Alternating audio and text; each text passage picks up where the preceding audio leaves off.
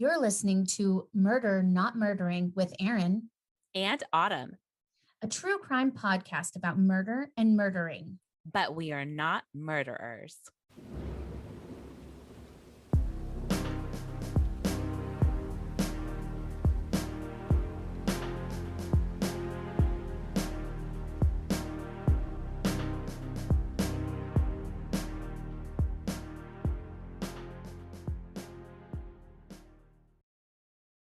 And we're back with Murder Not Murdering.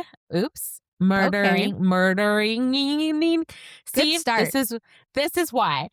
And we're back with Murder Not Murdering with Autumn and Erin. Woo! See, I can do it. I just don't want to. You nailed it. I mean, easiest cold open yet. With that murdering. Very smooth. I know. I was like, dang, girl, you should be on the radio. Truly. Hi, everybody. It's us again. The most fabulous duo ever. That's it. That's us. We're back with some more crime for you. Always with the crime. It's like never ending. I wanted to ask you because I watched it last night. Have you seen the new Elizabeth Smart documentary on Netflix? I have not watched it. It is so good. Okay, I'll add it to my list. Because, I mean, honestly, because that case has been covered, and she's such an advocate, and she's out there, and everyone knows her story. But the way they did this documentary, they had all of her family and her talking. It was just so informational. I really loved it. That's good. I feel like sometimes when things have been covered so many times, I'm like, am I just watching the same thing again? You know, but it's good to hear that it's different. It was different. It was really good. Yeah, I'll have to check that out. It's worth the time. Yeah. I mean, you know, obviously when I watch a lot of crime things, they're always like a crime to remember, like all these old-timey, crimey stuff. I don't watch a lot of the up-to-date things. Well, you gots to. I mean, 2002 was not yesterday, but it feels like it sometimes. And then it feels like it was decades and years ago. Yeah. Well, we're going to hop right into our cases tonight because we have so much to tell you in our cases. Yep. I'm such a good host, guys. Autumn Look at me be the lead. Killing the game. I'm so good. So, real quick, Autumn is going to go first this week. So she's going to tell us about her case. And then I've got a nice little double murderers. You know what? I did the Snowtown with 4 guys. And now I have one with 2 women murderers. Mine has two. You know what? I'm not giving anything away. Yeah, don't tell us anything. God, what are you doing, Autumn? We want to know. I don't know. I'm going to make it suspenseful, maybe. We'll try. In the next 5 minutes, you'll find out. Yes. In the first 5 words. No, just kidding. Yeah. All right. You ready? I am. Are you? Lay it on me. Okay. This episode is about Ashley Kline. I hadn't heard about it before. I don't know the name by the name. Yeah, so I'm not convinced you're going to know it either. So this will be informational. Before Ashley Kline was a name in a headline or a court document, she was just Ashley. She lived in Robasania, a small town in Berks County of about 2,000 people, just outside of Allentown, Pennsylvania. A place where people recognize each other at the grocery store and where routines matter. Ashley lived with her dad, Michael, and siblings, as her mother had passed away from a debilitating illness when she was younger. She had friends, she had a boyfriend, she had a social life with a small circle of friends. Her family described her as a petite girly girl, a friendly, outgoing girl who loved to help others. She was very close to her dad. Even as a 23-year-old, she would refer to him as Daddy. They would go grocery shopping together and just make ordinary tasks and days fun. And there's another part of Ashley's story that matters, not because it explains what happened to her, but because it shaped how the world interacted with her long before that night. When Ashley was very young, she suffered lead poisoning from eating lead paint, My. right? Like, this is something that actually kind of was very interesting for me. Her family was living in a very old home, and the house paint outside was made with lead paint. According to her father, the kids loved to go outside and play, and he was unaware that she was out there eating the paint chips. Apparently, white lead paint is as sweet as sugar and tastes like candy to children. Oh my God. I had no idea. Me either. Lead is very toxic, I knew that part. especially, right, especially to children. And the amount that Ashley had ingested was substantial. That exposure caused developmental disabilities she would live with for the rest of her life. That's sad. It is really sad. It didn't define her, though. It didn't erase her independence, her humor, her relationships, or her right to live fully. But it did mean that Ashley moved through the world a little differently. And it means she was more vulnerable in ways that aren't always obvious, especially in systems that aren't built to move quickly for people who don't fit neatly into a box. While in high school, Ashley enrolled in the local community college for classes in childcare. She wanted to make this her career. And after graduation, she would babysit for friends and neighbors and members of her church. Ashley adored babies and little kids, which is something that I have in common with her. In June of 2009, Ashley was in a committed relationship, and by all accounts, her family and friends adored them together. They complimented each other and seemed to make each other happy. In December 2013, they started discussing moving in together. And for Christmas that year, her boyfriend gifted her a beautiful necklace with both their birthstones in it. She treasured this necklace. Her best friend has stated that she believed that her boyfriend was going to propose to her in the near future. December 30th, 2013, was not supposed to be a day of any importance. It was just another night, days before New Year's, when people are thinking about plans and resolutions and what they want to leave behind in the old year. Shortly after 11 p.m., Ashley told her dad she was going to see a friend. She didn't pack a bag, didn't bring a phone charger, didn't grab anything that suggested she planned to be gone long. And that's important because this wasn't someone preparing to disappear. She walked out like someone who expected to come back home. But she didn't. At first, no one panicked because adults don't have curfews, because sometimes people stay over at their friends' houses, and because sometimes phones die. But as the hours passed, and then the day, the lack of response started to feel heavier. Ashley wasn't answering texts. She wasn't returning calls. And then she missed plans she had already agreed to, including a New Year's gathering that she was planning on hosting with her best friend. They had been texting about this as recently as 11 p.m. the night of the 30th. And if you've ever known someone well enough to know that they don't miss plans and they don't cancel things on you, and that's a pattern that she would definitely not be breaking, it made people uneasy. That makes sense. I mean, sometimes I can be a little bit of a flake. So if I did that, maybe it wouldn't be so surprising. But Yeah. she If apparently it were is not. you, I'd I be like like, it when plans cancel. Let's be real. it is her favorite thing. She's But like, this, oh, darn, can't make it. and I'm in my Sorry. pajamas in like 0.4 seconds. So And a cat on your lap. yeah, and a cat on my lap. But Yeah. Ashley, if she was going to be there, she was going to be there. Yeah, that makes sense. That's a part of her personality at this point. Mm-hmm. Ashley's father went to the police. At first, he was told something that sounds reasonable until you really sit with it. Ashley was a 23-year-old adult. Adults are allowed to be missing. There Yep. was no immediate search, no urgent response, and no mobilization. Just the implication that maybe this wasn't something to worry about yet. But Ashley's father knew better. He knew his daughter, he knew her routines, he knew what made sense and what didn't.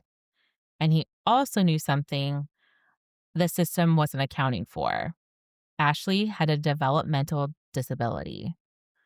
So he went back, not just with concern, but with documentation of her disability. Proof that Ashley was vulnerable. Proof that she was not just an adult who chose to disappear, but someone who needed help if she was gone this long. Ashley's learning disability would place her mental capacity at age 15. So even though she was legally a 23-year-old adult, Ashley was not developmentally aligned with her age. Only then did urgency enter the picture. Only then did the response change. And that moment matters because it tells us how easily people like Ashley can be overlooked and how hard families sometimes have to fight just to be believed. Police began searching. Friends shared her photo. Ashley's sister created a Facebook page, Bring Home Ashley Kline. Ashley was last seen wearing a gray sweatshirt, pajama pants, a black puffy jacket, and pink boots. People kept checking their phones, waiting for something, anything to break the silence. And in moments like that, you live suspended between two futures: the one where this all ends with relief, and the one where it doesn't. January 2nd, 2014, more than 48 hours after Ashley went missing, there is a break in the case when someone in Adamstown comes across some belongings near a retention pond: a pink boot, a purse, with an empty cell phone case inside of it, and nearby, Ashley's ID. It was at this point police are tracking that this is not consistent with someone just leaving town. The fact that a woman would be without her purse and it be discarded in the woods was a red flag to investigators. Most definitely. It's not like it was left at a A library or a bar, bar or yes, something. or in Yeah. a cab or any of that, no. Yeah. When gathering the evidence near the retention pond, they also came across a Phillies baseball hat. It was black and white, which, if you are a baseball fan, will know that that is an unusual color for the hat to be, as the Phillies are a light blue color. So this hat was unique in itself with this color scheme. The investigators searched the field that the belongings were found in thoroughly, even using helicopters and cadaver dogs, but they were not able to find any trace of Ashley. As the investigation began to shift from where is Ashley to what happened to Ashley, police started with the thing that is so often becomes a silent witness in these cases: her phone. They pulled her phone records, hoping to trace a path, not just where she'd been, but where she might have ended up. If the phone had stayed with her long enough to tell that story, that is. And what they could see was movement. Ashley's phone wasn't stationary after she left her house. It traveled.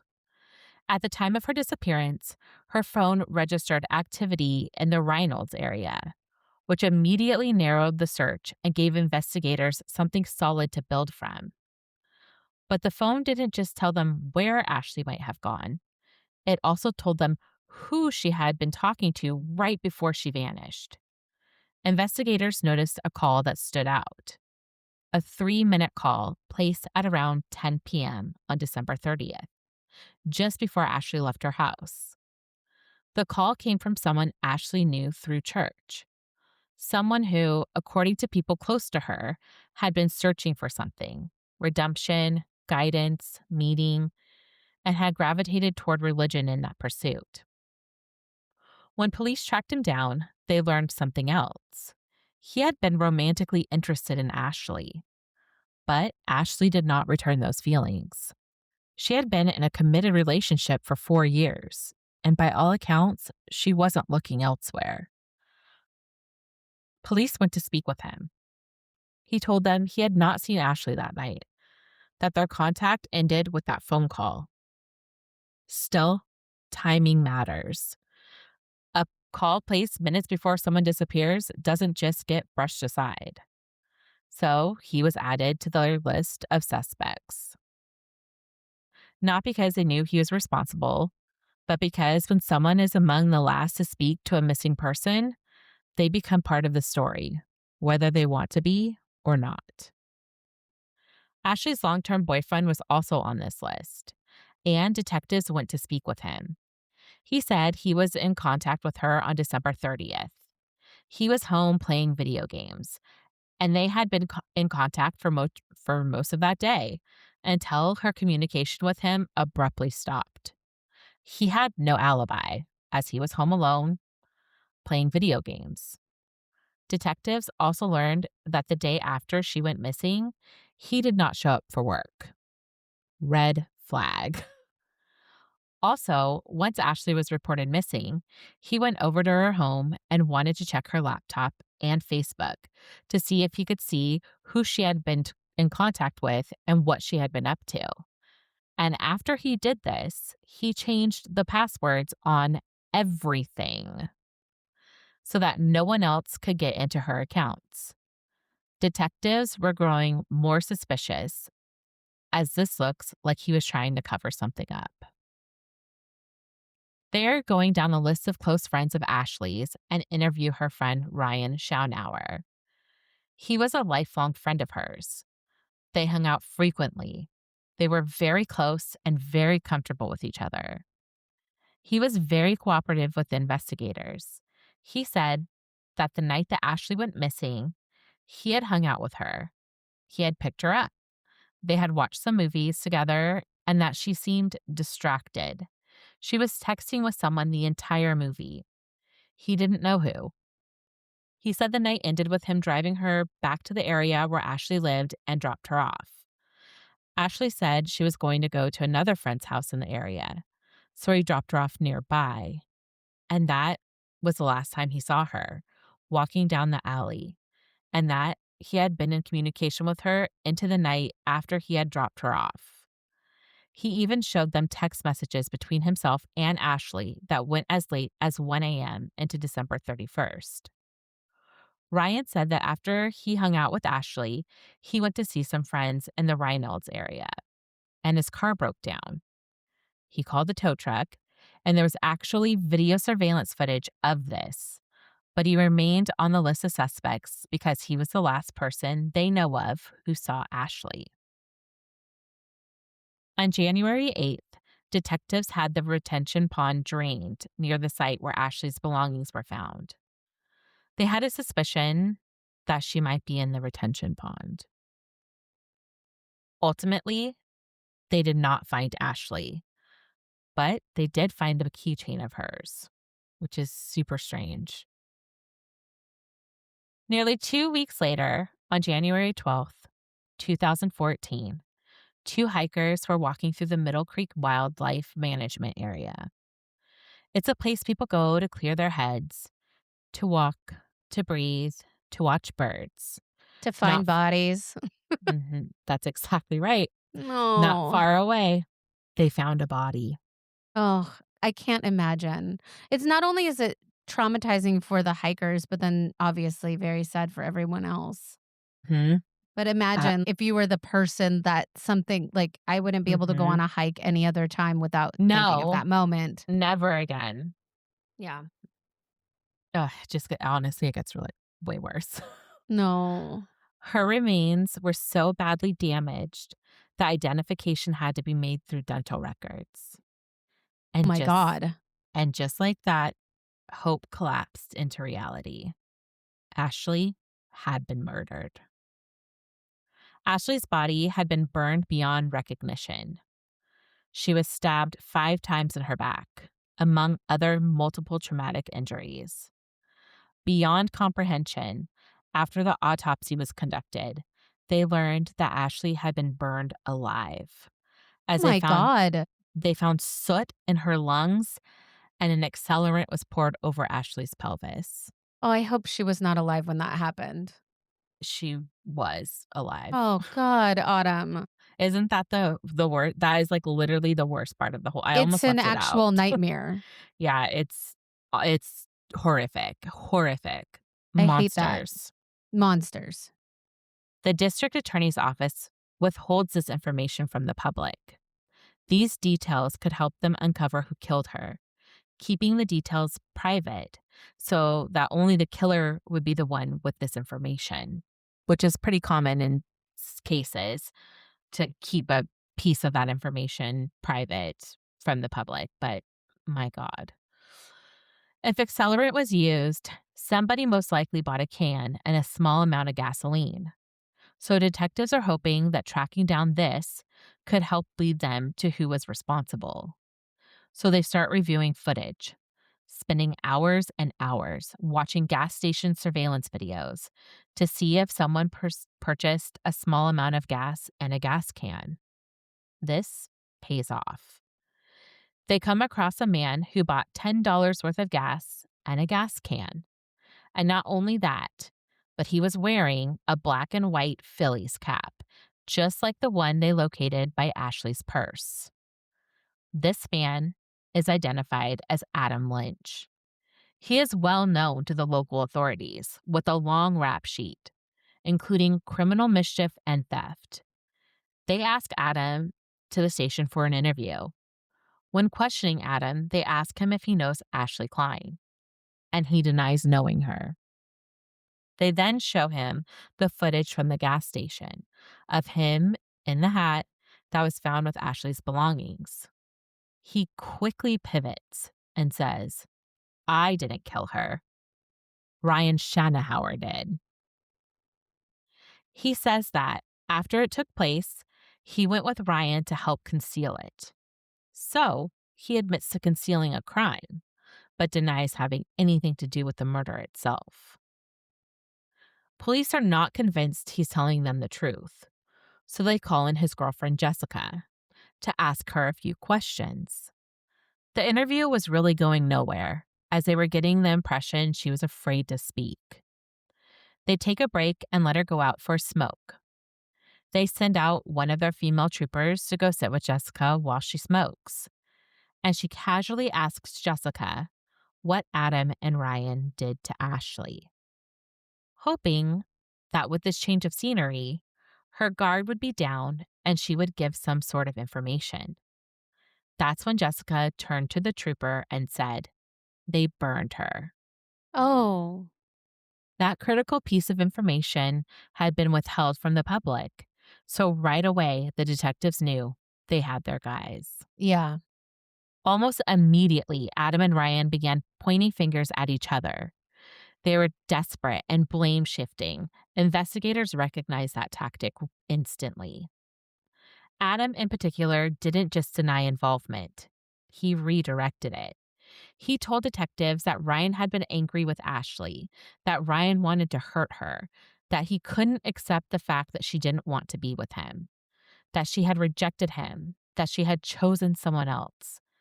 And in cases like this, that detail matters because rejection, when it turns into entitlement, can become something dangerous very quickly. Ryan, on the other hand, continued to deny everything. No involvement, no responsibility, nothing. So detectives did something strategic, something that often changes the entire temperature of an interrogation room. They played Ryan a recording of Adam confessing, not just to his own involvement, but to what the two of them had done together. And suddenly, denial didn't have much room to breathe. Because there's something different about hearing your name in someone else's voice describing things that you've insisted never happened. It was the moment where this stopped being a story about suspicion and became a story about evidence. Not long after that, both men were arrested. And then came the detail that would make Ashley's story painfully tangible again. When investigators searched Ryan's car, they found a piece of jewelry on the floor, just lying there. It was a necklace, Ashley's necklace, the one with her and her boyfriend's birthstones, the one he had given her for Christmas. The kind of necklace you don't casually take off and forget somewhere, the kind you wear close to your skin, and the only way it ends up on the floor of someone else's car is if it came off during something violent, during a struggle, during a moment when Ashley was fighting for her life. Both men were charged with homicide, kidnapping, arson, and conspiracy. At one point, prosecutors even sought the death penalty. In the end, both were sentenced to spend the rest of their lives in prison. And people often think that's where these stories end. But convictions don't bring people back. They don't restore Christmases or birthdays or quiet mornings that never happen again. They only draw a line under something that should never have existed in the first place. Here's what investigators ultimately pieced together about that night. And I want to say this carefully because the goal here is understanding and not shock. Ashley met up with Ryan and Adam, and the three of them drove around for a long time. At some point, they pulled off into a deserted area, and that's where everything changed. Ashley was attacked. She was restrained and she was assaulted in a way that stripped her of her safety, dignity, and control. A violation that should never have happened and never should be reduced in detail, and that's why I won't go into it. After that, they drove her to the wildlife preserve. She was forced out of her car. She was stabbed multiple times. And when they believed she was no longer alive, they tried to destroy what they had done by setting her on fire. But tragically, Ashley was still alive when they did. And that is one of the hardest truths of this case.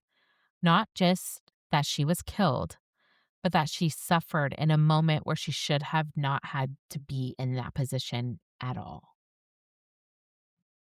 Ashley's father later spoke about the pain of knowing someone he trusted was responsible for his daughter's death. Well, this is gonna make me cry. It is pretty awful. And that kind of betrayal doesn't fade because how memory becomes complicated, kindness feels risky, and the past no longer feels safe.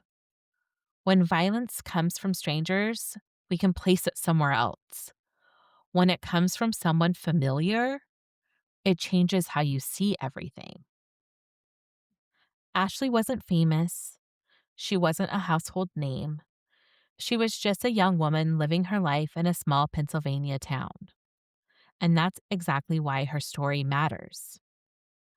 After her death, people began pushing for something called Ashley Kline's Law, aimed at better protecting vulnerable people, especially those with developmental disabilities, from violence and neglect.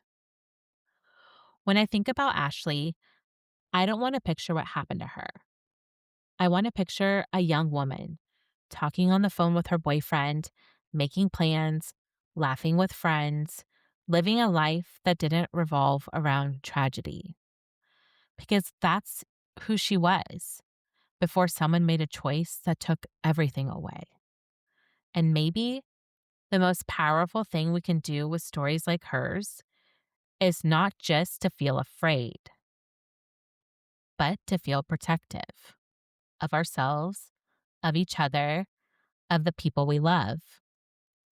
Because every person deserves to walk out their front door and come back home. Ashley didn't get that chance. And that's why we say her name. It's okay, take a minute. My sources were Text Me When You Get Home, ID channel, which, by the way, is like my new favorite series. I was gonna say I've never heard of it, but it sounds like something you'd watch. Yes, it's like my new favorite series. It's also that's such a mom thing to say. Yes, and I say it all the time. Your mom says it to us all the time. Yes, she does.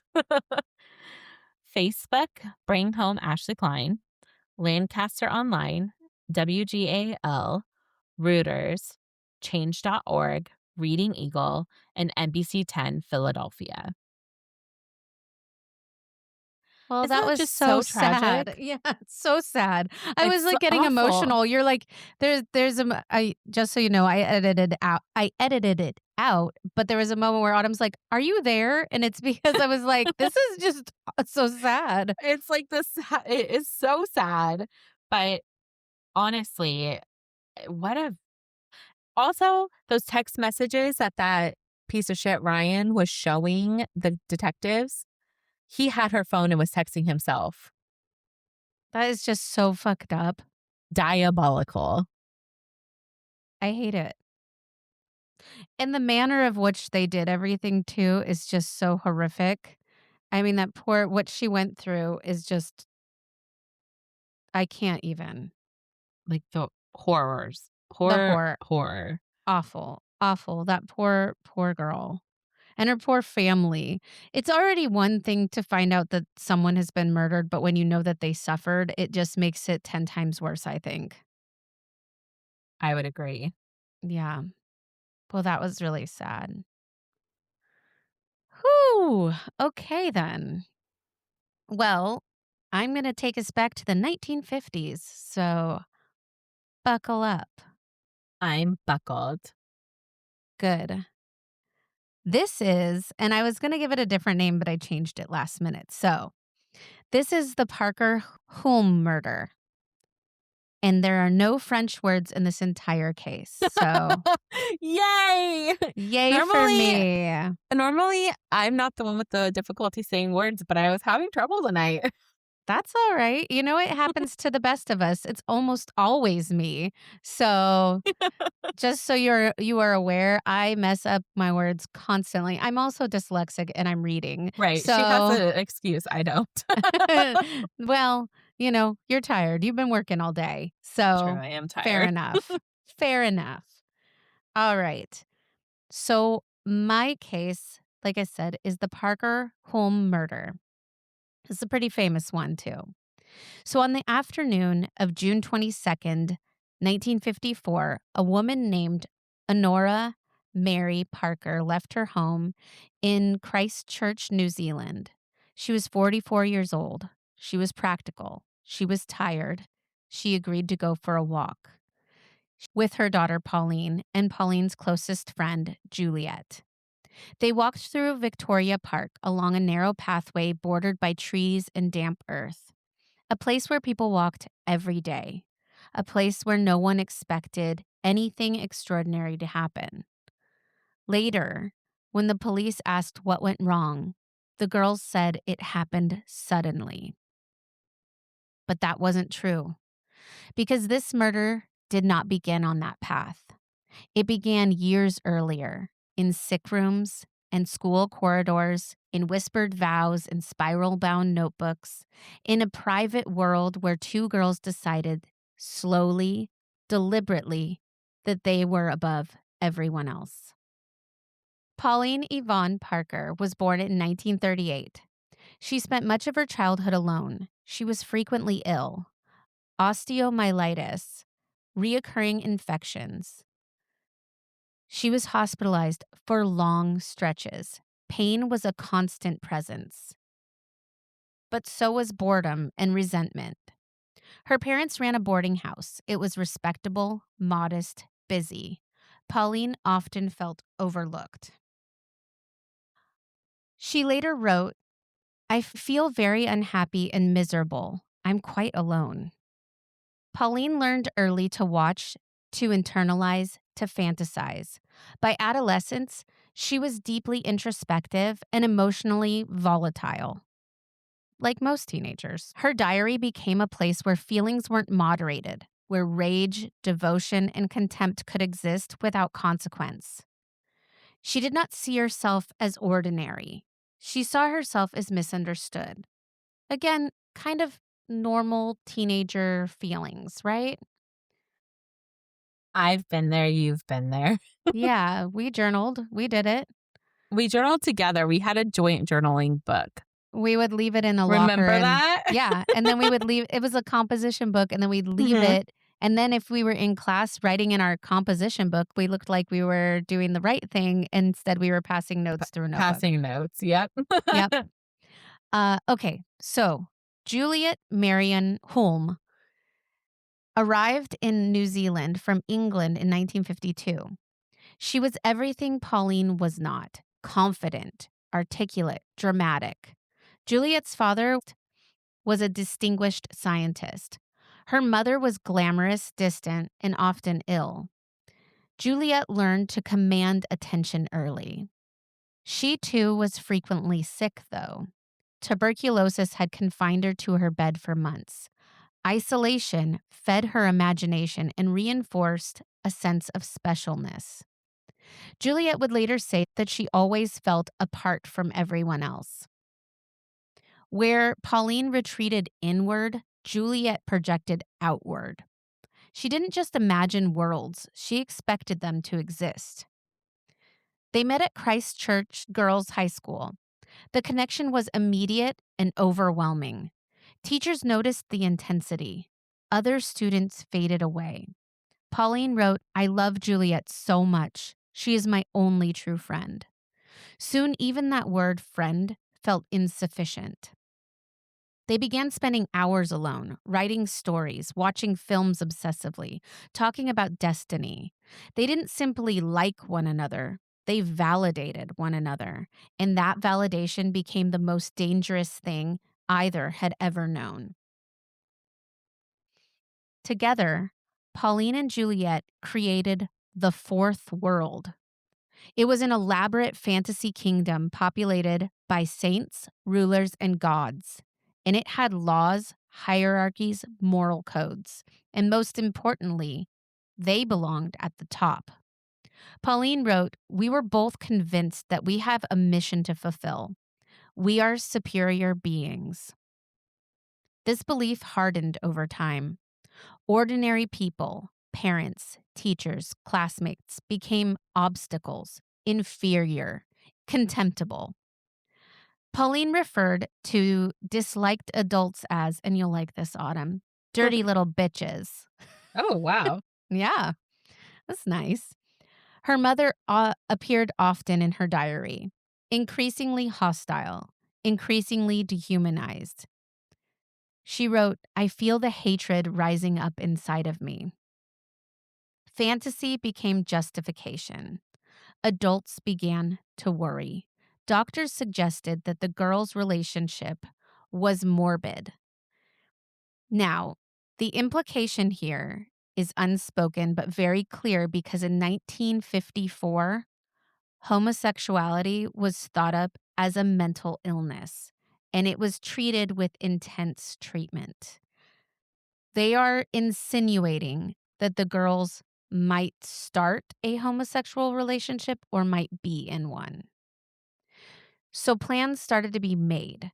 Juliet would be sent overseas, and Pauline started to panic. Her diary entries changed in tone, shorter, sharper. "If we are separated, I will die." Then it said, "There's only one thing to do." This is not a metaphor. This was planning. They discussed methods, timing, and Pauline recorded it plainly. She just wrote, "We have decided." The target was obvious. Honora Parker was practical, skeptical, and grounded in reality. She represented everything the fourth world was not. On June 22nd, 1954, the day Pauline Parker described as the day of the happy event in her diary, Pauline suggested a walk. Pauline had described how thrilled she and Juliet were by this plan. "Naturally, we felt a trifle nervous, but the pleasure of anticipation is great," she wrote. They brought a brick wrapped in a stocking. We decided to use a brick in a stocking rather than a sandbag. I feel keyed up, as if we were planning a surprise party. This is sadistic. Yeah, 100%. You see, this isn't just about getting her mom out of the way. They planned, they built this up, and they were excited. Along the path, Pauline struck first. Then Juliet joined in. Evidence later showed that Honora had been struck at least 45 times in the head and neck with a brick. The girls did not run. They did not scream. They walked to the nearby tea kiosk at Victoria Park and then told the lady behind the counter that Pauline's mother had fallen and hurt herself. They said she had slipped. They said she was bleeding. The woman later told police that there was something off. There wasn't hysteria. There wasn't panicked. It felt rehearsed. Still, she followed them, and a man was sent to fetch help. When Honora Parker was found, she was laying at the base of a slope just off a walking track. Her injuries were immediately alarming. This was not a fall. Her skull was fractured. Her face was smashed. Blood pooled beneath her head and soaked into the earth. The responding doctor pronounced her dead at the scene. Almost immediately, the first quiet doubt set in. Because falls do not do this. If she fell and hit her head on the rock, you would find one spot of blunt force trauma. Her face was caved in. Police questioned Pauline and Juliet separately, but only briefly at first. They were children, they were girls, and they were tearing up. They both told the same story. Honora slipped. She hit her head on a rock. They tried for help. But when officers returned to the scene, the ground told a different story. There was no signs of a fall. Instead, there were multiple impact points, blood splatter inconsistent with an accidental tumble, a pattern of injuries that suggested repeated blows. And then came that brick. It was found nearby, still wrapped in the bloody stocking. That detail mattered because accidents don't bring weapons with them. At this point, the investigation shifted, quietly and deliberately. The girls were no longer witnesses, they were subjects. Pauline was asked again to explain what happened. She struggled, not emotionally, but narratively. Her story did not evolve in the way that truth accounts do. It stayed rigid. It stayed rehearsed. Juliet, when questioned, was articulate, but oddly detached. She corrected phrasing, clarified timelines that hadn't been challenged yet. Police noticed something else.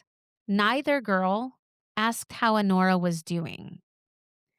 The last thing they said to the lady at the kiosk was that she had fallen and hit her head and that she was hurt. They didn't know she was dead, but they didn't ask not one time if she was alive. The turning point came not through interrogation, but through paper. Police searched Pauline Parker's belongings and they found her diary. At first, it seemed exactly like you would expect, an intense adolescent journal, emotional and dramatic. And then they kept reading. Entry after entry described her hatred towards Honora, her obsession with Juliet, fantasies of elimination, plans framed as inevitability. One diary entry said, "Why could mother not die? Dozens of people are dying all the time. Thousands. So why not mother? And father too." And then the final entry, written the day after the murder. "The day has come. The night before was very solemn. Mother was very trying. I feel the hatred rising up inside me. It was a divine satisfaction." There was no ambiguity, no metaphor, no confusion. This was a confession written in Pauline's own hand. When police confronted Pauline with the diary, the resistance collapsed quickly. Not because she felt remorse, but because the diary was truth and Pauline believed in the truth, her truth, deeply. She admitted to the plan, she admitted the intent, and Juliet followed. Their accounts matched not just in detail, but in tone, matter of fact, almost proud. Later, an officer would say the most chilling part was not the violence, but the girls' certainty that what they had done was necessary. This is when authorities truly understood what they were dealing with. It wasn't delinquency, it wasn't hysteria, it wasn't impulse, but a closed system of belief. The two girls had spent years reinforcing one another's sense of superiority, righteousness, and inevitability until murder felt less like a crime and more like a solution. The girls were arrested, they were charged, and New Zealand began to reckon with something it didn't want to see. The evil could be quiet, articulate, and wearing a school uniform. When the trial began, the courtrooms were packed. The prosecution read diary passages aloud. Jurors listened as the girls' own words condemned them. One exchange recorded in court. The prosecutor: "Did you intend your mother to die?" Pauline: "Yes." The defense argued shared delusion, but the judge was unconvinced. Justice Adams said, "This was not fantasy, this was deliberate." The verdict was guilty. Because they were minors, they were sentenced to detention at His Majesty's pleasure. After the verdict was delivered, Pauline, and this part chilled me, Pauline looked across to Juliet and whispered something, then they both smiled.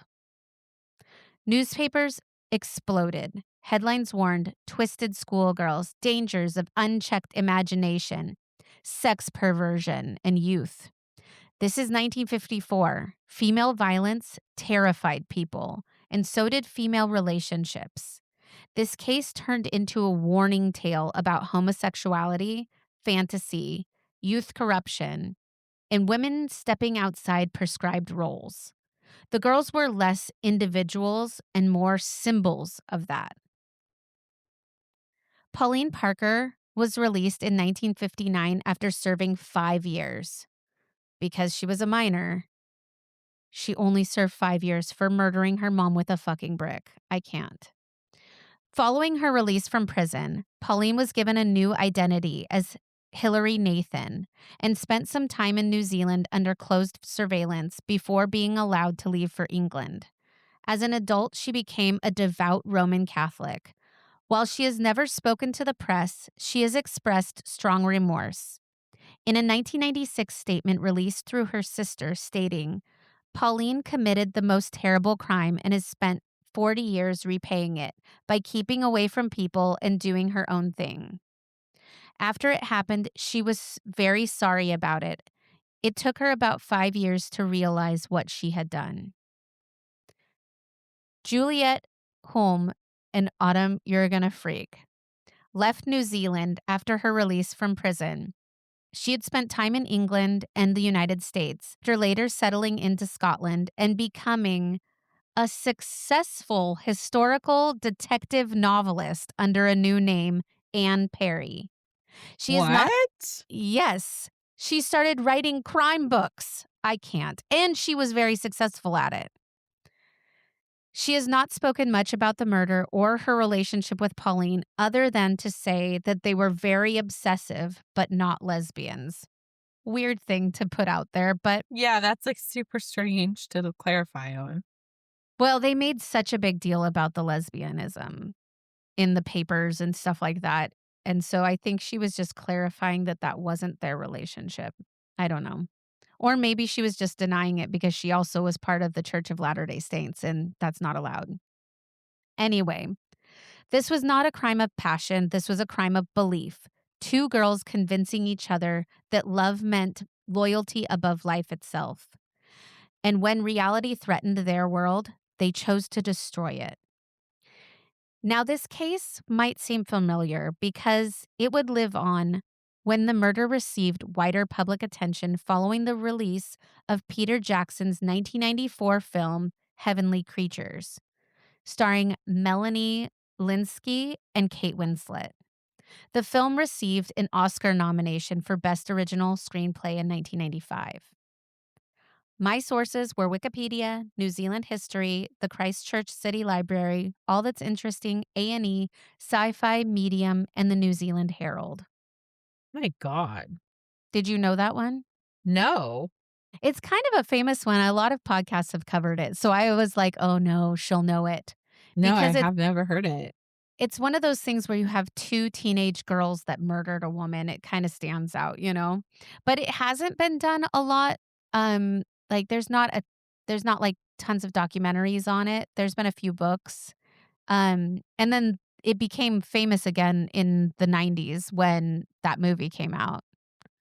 But it's just kind of crazy. And they built that whole the fourth world and decided they were being kept from that. So they're so much better than everybody else, those little bitches that they had to go and kill her mom.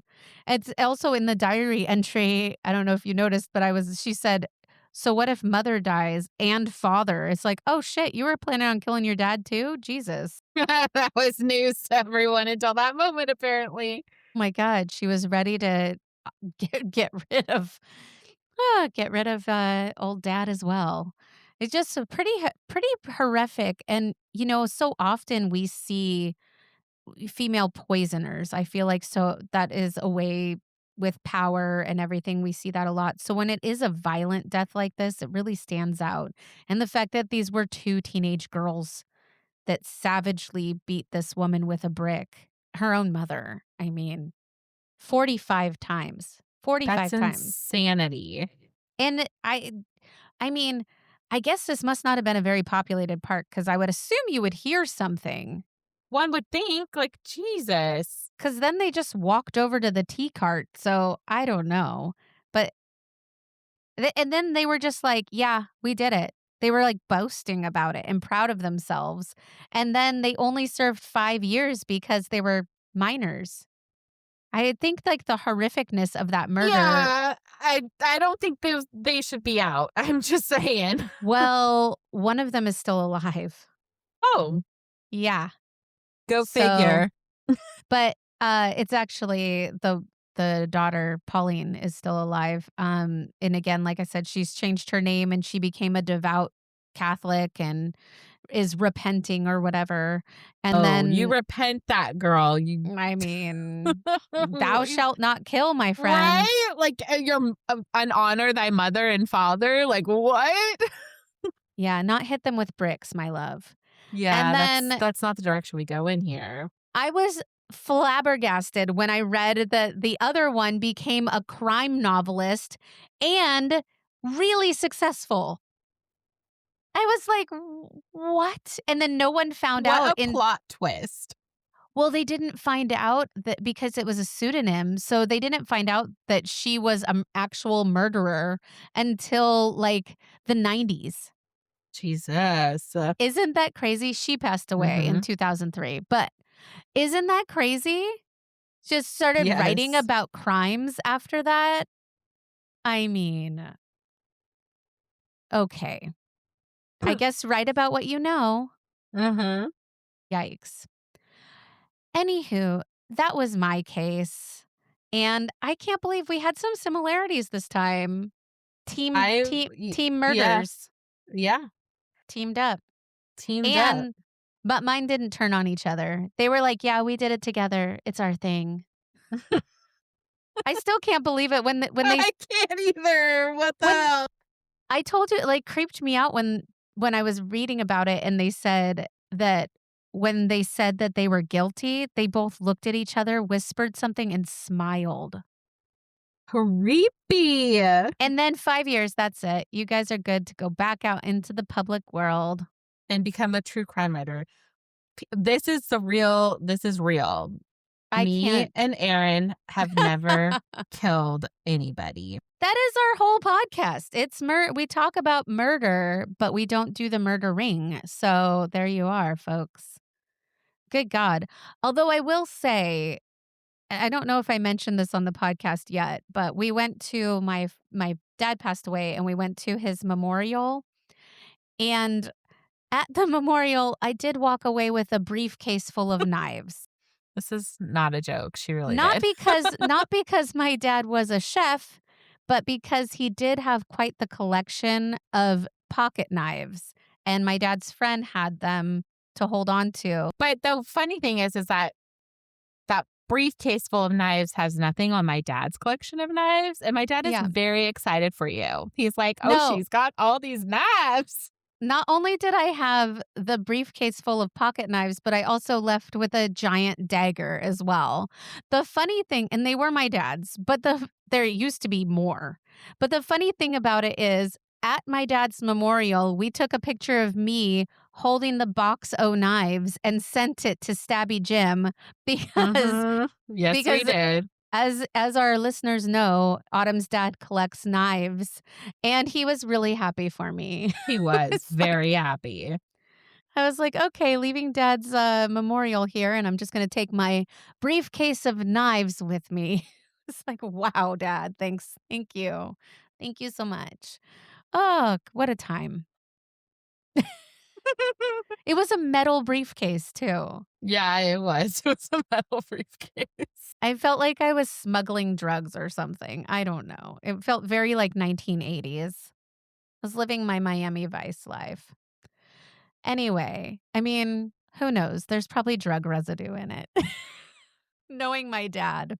Sorry, dad. Anyway, enough of my true crime. We're going to be back next week. Do follow us on TikTok, mnm.pod, and we've got new videos coming for you. And then also follow us on Instagram at Murder Not Murdering. If you do have a case that you want us to cover or something you think you have a personal connection to, not if you're a murderer, unless you Yeah, want to give please us an don't be exclusive, right. JK, then do reach out to us, DM us, and we will get right back to you. Thank you so much for listening to us talk and blabber and about my new knife collection. We will be back, new episode on Monday. And yeah, that's pretty much it. Autumn, you got anything else to say? I think you covered it. All right. We'll see you next week. Bye. Bye.